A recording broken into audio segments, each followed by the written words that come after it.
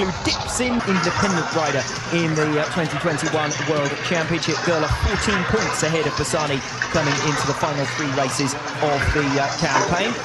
Jonathan Ray has swapped his steed to make his way in towards the area at which they're going to receive these Super Pole awards. Jonathan Ray just denied, started so strongly at the start of this campaign with that run of consecutive pole positions that at the time you thought that's never going to end. But Toprak Bergaya finding something extra. That's a 3rd pole position in the last 4 rounds. Yeah, and that's been one of the big differences through the course of this season. Toprak finding that pace over a single lap. The weaknesses that he had coming into this season, he's been able to eradicate them from his game. He's been the complete package all the way through this year, and now over a single lap as well, he's been able to have that edge. And certainly the early season, that's where Ray did have his advantage. You can see there for Toprak, he's very relaxed heading into Park Ferme there and the opening race of the weekend. He's got the opportunity to win the championship in the opening race of the weekend, and certainly he's going to start as the firm favourite for race 1.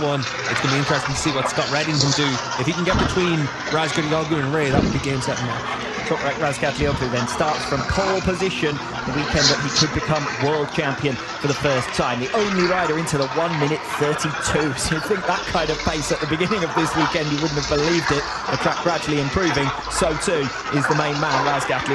Jonathan Ray, 0.3 of a second down in the end. And I thought after the first sector of Toprak's lap, well, it was going to be a lot closer than that.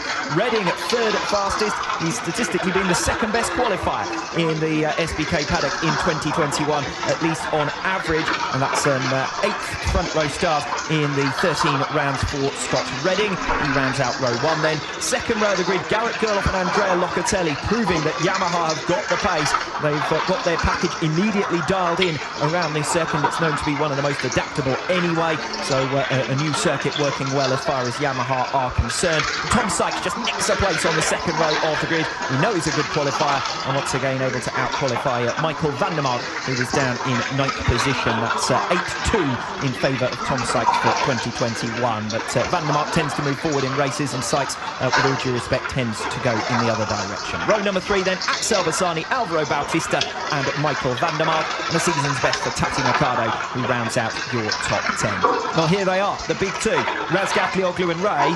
Just as it is in the championship standings, this weekend so far, it's advantage Toprak. Yeah, this is going to be a track where it's all about track position during the races. Doesn't look